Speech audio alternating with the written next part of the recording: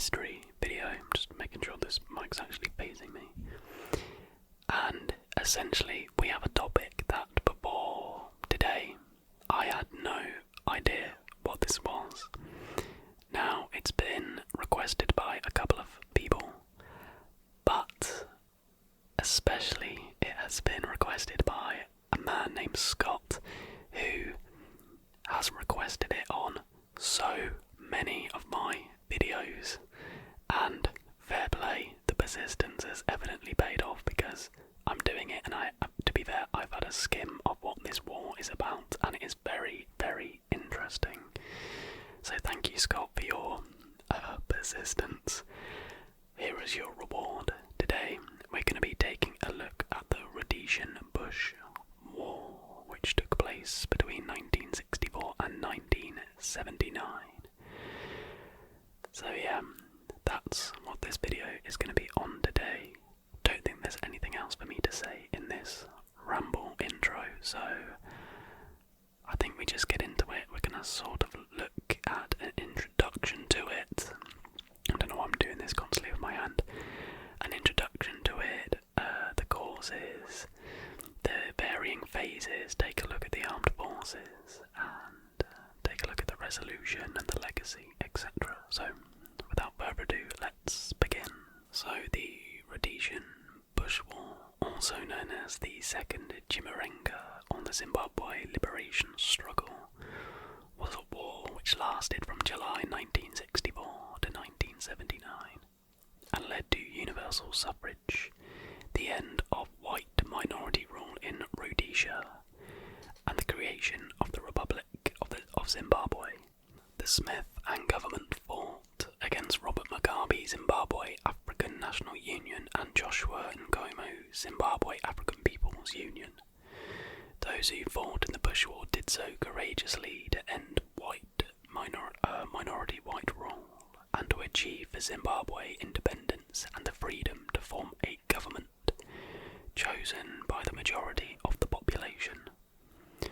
Unfortunately, what despite sanctions was a healthy economy described as the breadbasket of Africa has deteriorated to the extent that many people are starving and inflation is out of control. And this just sort of says about how that's a result of a poor land distribution policy that rewarded veterans, but it resulted in a serious decline in food production. So let's move on to the causes of the Rhodesian Bush War, starting with some internal factors. The war is viewed by many black Zimbabweans as a war of national liberation, as many of them recognised their country as having been occupied and dominated by a foreign power, namely Britain, since 1890. A common misconception is that blacks were subjected to extreme racism, and this was the factor that led to war. However, while some social services were segregated, voting was colourblind, and the white government did provide health, education and housing services to blacks. The nationalists went to war over white rule and land dispossession. By contrast, most white Rhodesians viewed the war as one of survival, with atrocities committed in the former Belgian Congo, the Mau Mau uprising campaign in Kenya, and elsewhere in Africa fresh in their minds. Many whites and a sizable minority of black Rhodesians viewed their lifestyle as being under attack, which both had considered safer and with a higher standard of living than many other African countries. And then we have some external factors. After World War II, most African colonies sought independence from colonial powers. Throughout the 60s and 70s, the Soviet Union and the People's Republic of China trained and funded mainly communist African armies of liberation to expand their global influence and gain access to natural resources against the backdrop of the Cold War. After the Sino-Soviet split, these two powers were often in competition with each other, and hence there were two liberating Liberation Armies in the Rhodesian Bush War. ZANLA, Sandler, supported by China, and ZIBRA, supported by the Soviet Union. After gaining independence, the Soviet or Chinese-backed nationalists would normally form Marxist socialist states, aligned with the Communist bloc. This ensured valuable trade links and strategic influence in the region. This pattern was established earlier in Southeast Asia, with conflicts such as the Vietnam War and Cambodian Civil War, and in neighbouring African countries with conflicts such as the Angolan War of Independence, Mozambican War of Independence, Muammar Gaddafi in Libya, or the 1974 coup in Ethiopia leading to the rule of the Marxist Derg. These Cold War-supported conflicts worried Western observers as well as the various colonial governments, who questioned the motives of such liberation armies. The Zanla fighters were mainly Shona and were supported by the People's Republic of China and North Korea, whereas the Zabu fighters were mainly Ndebele and were supported by the Soviet Union and East Germany. Each group fought separate guerrilla wars against the Rhodesian security forces.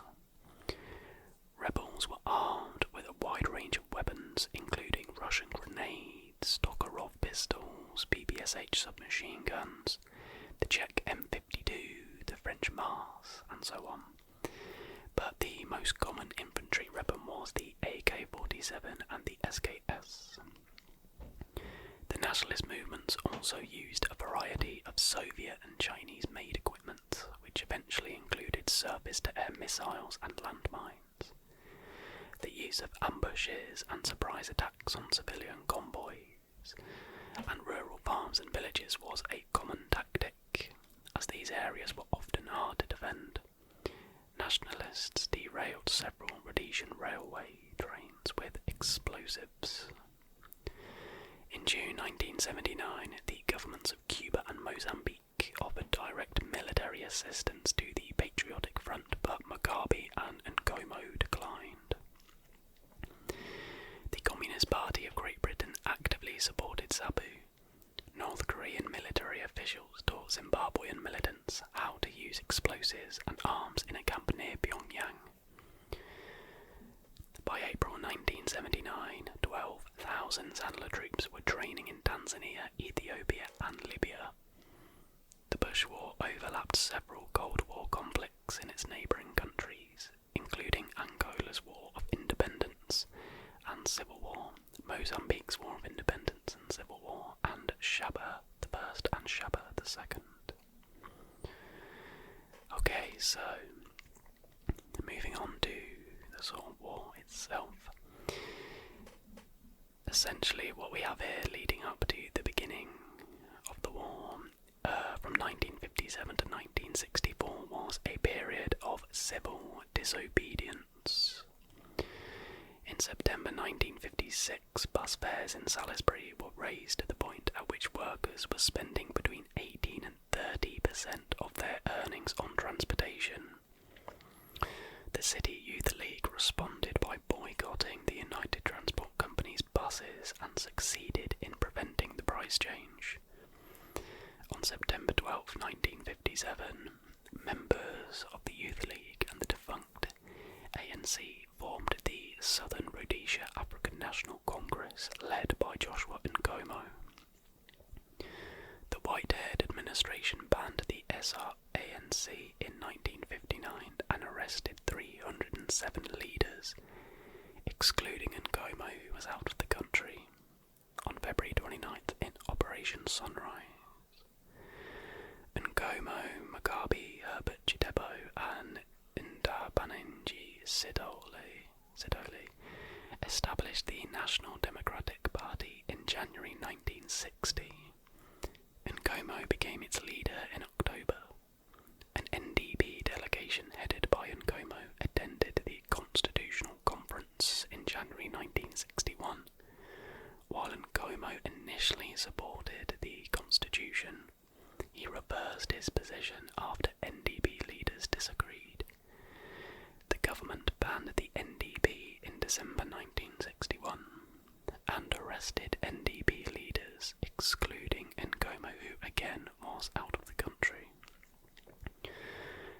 Nkomo formed the Zimbabwe African People's Union, which the Whitehead administration banned in September 1962. The United Federal Party, campaigning on a majority rule, lost overwhelmingly in the 1962 general election to the more conservative Rhodesian Front. Nkomo, legally barred from forming a new political party, moved ZAPU's headquarters to Dar es Salaam in Tanzania.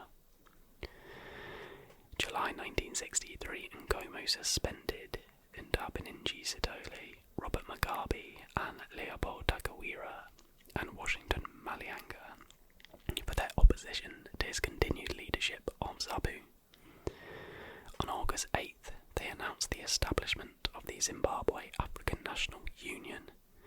ZANU members formed a militant wing, the Zimbabwe African National Liberation Army, and sent ZANLA members to the People's Republic of China for training. In July 1964, ZANLA forces assassinated a Rhodesian Front official, and the war began. So moving on, we have the first phase of the war, which was between 1964 and 1972. The Smith administration detained Nkomo and Robert Mugabe in August 1964. In April 1966, the Rhodesian Armed Forces engaged militants in Sinoia, the first major engagement. Militants began launching attacks against Rhodesia in the mid-60s, first from bases in Zambia and then later from Mozambique. The conflict intensified after the unilateral declaration of independence from Britain on 11th of November 1965. Sanctions were implemented by the British government after UDI, and member states of the UN endorsed the British embargo. This embargo meant the Rhodesian forces were hampered by a lack of modern equipment, but used other means to receive vital war supplies, such as receiving oil, munitions, and arms via the government of apartheid-era South Africa. War material was also obtained through elaborate international smuggling schemes, domestic production and equipment captured from infiltrating enemy combatants. In the latter months of 1971, the black nationalist factions united and formed a coalition which became known as Joint Guerrilla Alliance to overthrow the government. That's quite the name. And here we have the second phase from 1972 to 1979. The black nationalists operated from secluded bases in neighbouring Zambia and from Frelimo-controlled areas in the Portuguese colony of Mozambique. These militants made periodic raids into Rhodesia. With the decline of the Portuguese Empire from 1974 to 1976, Ian Smith realised Rhodesia was surrounded on three sides by hostile nations and declared a formal state of emergency. Soon, Mozambique closed its 800-mile-long border with Rhodesia, but Rhodesian forces often crossed the border in hot pursuit raids, attacking the nationalists and their training camps. In 1976, Rhodesian Selous scouts destroyed a camp containing many hundreds of trainees. The Rhodesians also operated into Zambia after Nkomo's nationalists shot down two unarmed Vickers Viscount civilian airliners with Soviet-supplied heat-seeking missiles. In the first incident, Air Rhodesia Flight RH-825, 10 passengers who survived the crash landing were shot and killed at the crash scene. As the conflict intensified, the United States and Britain attempted to negotiate a peaceful settlement.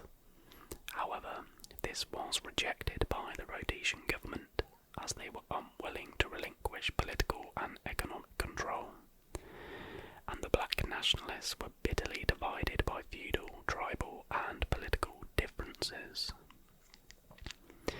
The RSF called up part-time maritime soldiers in preparation for a major counter-offensive on the 2nd of May 1976. Militants bombed a railroad bridge over Metetsi River on October 7, 1976, when a train carrying ore passed over. On the 3rd of April 1977, General Peter Walls announced the government would launch a campaign to win the hearts and minds of Rhodesia's black citizens. In May 1977, Walls received reports of Sandler forces massing in the city of Mabai in Gaza Province, Mozambique. Prime Minister Smith gave Walls permission to destroy the base. Walls told the media the Rhodesian forces were changing tactics from contain and hold to search and destroy, adopting hot pursuit when necessary. On May 30th, 1977, 500 troops passed the border and travelled 60 miles to Mabai, engaging the Sandler forces with air cover from the Rhodesian Air Force and paratroopers in C-47 Dakotas. The Rhodesian government said the military killed 32 Sandler fighters and lost 1 Rhodesian pilot. The Mozambican government disputed the number of casualties, saying it shot down 3 Rhodesian planes and a helicopter and took several troops prisoner, all of which Minister of Combined Operation Roger Hawkins denied. The United Nations Security Council denounced the incursion of the illegal racist minority regime in southern Rhodesia into Mozambique in Resolution 411 on June 30th, 1977. Walls announced a day later that the Rhodesian military would occupy Mabai until they had eliminated Sandler's presence. Kurt Waldheim, the Secretary General of the UN, condemned the incident on June 1st, and Rhodesian forces withdrew. The American, British and Russian governments also condemned the raid. Militants bombed a department store in Harare, Salisbury, on August 11th, killing 11 and injuring 70. They killed 16 black civilians in eastern Rhodesia on August 21st, burning their homes on a white-owned farm. In May 1978, 50 civilians were killed in crossfire exchanged between Marxist militants and the Rhodesian military, the highest number of civilians to be killed in an engagement up to that point. In July, Patriotic Front members killed 39 black civilians, and the Rhodesian government killed 106 militants in southeast Salisbury. On November 4th, 1978, 2,000 Patriotic Front militants had been persuaded to defect and fight for the Rhodesian security forces. In reality, only 50 militants defected. In 1978, 450 Sandler militants crossed the Mozambique border and attacked the town of Umtali.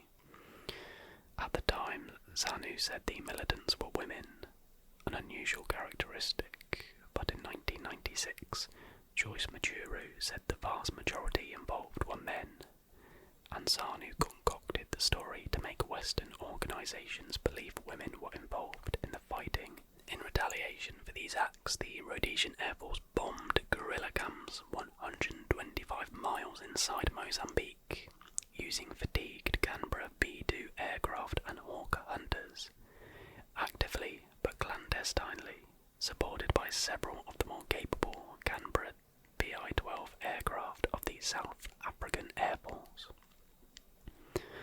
A number of joint force bomber raids on Tur encampments and assembly areas in Mozambique and Zambia were mounted in 1978, and extensive air reconnaissance and surveillance of guerrilla encampments and logistical build-up was carried out by the South African Air Force on behalf of the RHAF. The increased effectiveness of the bombing and follow-up air mobile strikes using Dakota-dropped parachutists and helicopter air-cap techniques had a significant effect on the development of the conflict until a successful Special Forces raid on the Rhodesian strategic fuel reserves near Salisbury forced the decision to explore a negotiated settlement. The conflict continued until 1979, when an agreement was reached on a constitution to transfer power to a majority government, the Lancaster House Agreement. So we're now going to take a look at this resolution, what it did, and then talk a little bit about the legacy of the war. So the resolution. Under the agreement of March 1978, the country was to be known as Zimbabwe Rhodesia, and in the general election of April 24, 1979, Bishop Abel Muzorewa became the country's first black prime minister. The factions led by Nkomo and Mugabe denounced the new government as a puppet of white Rhodesians, and fighting continued. Later in 1979, the new Conservative British government under Margaret Thatcher called a peace conference in London, to which all nationalist leaders were included. The outcome of this conference would become known as the Lancaster House Agreement. The economic sanctions imposed on the country were lifted in late 1979, and British rule resumed under a transitional arrangement leading to full independence. The elections of 1980 resulted in a victory for Robert Mugabe, who assumed the post of Prime Minister after Zimbabwe African National Union, the Patriotic Front, received 63% of the vote. On April 18th, the country gained international recognition, and 2 years later, the government renamed the capital of Salisbury to Harare. Again, I apologise for my pronunciations. There are some tough words in here. So now moving on to land redistribution, with more than 70% of the arable land owned by less than 5% of the population, mainly white. The issue of land redistribution was hotly discussed at the Lancaster House talks. Britain continued to compensate farmers who voluntarily surrendered land, and did for 8 years. However, when it became apparent that some of the farms were being given to President Mugabe's close associates, and refused to continue the payments. Have I read that right? However, when it became apparent that some of the farms were being given to Mugabe's close associates and refused to continue the payments. Okay. In 2000, the Mugabe government began to seize white-owned farms and hand them over to veterans of the Bush War, or to people who were represented by the veterans, or represented to be veterans, but my apologies. So now, to round this video off, we now will look at the legacy of the Rhodesian Bush War. So, Zimbabwe achieved independence with a government elected by the majority of the population. Mugabe served as Prime Minister between 1980 to 1987, then became President. Under policies designed to redistribute land, white farmers have been dispossessed. Agricultural food production has plummeted because those dubbed war veterans, that is, veterans of the Bush War who have taken over the farms, have not all managed to cultivate them. With no training program in place to equip the new owners to manage the farms, many have been neglected. Until 2000, Zimbabwe produced not only enough food for itself, but exported food to the rest of Africa. Given that the white population of only 6% owned 70% of the farms, redistribution was justified. However, the program was badly managed without adequate compensation or planning in place to maintain levels of agricultural output. management. As people in the rural area, formerly employed on the farms, starve, they migrate to the cities where their problems have been compounded by slum clearance projects initiated by the Mugabe government.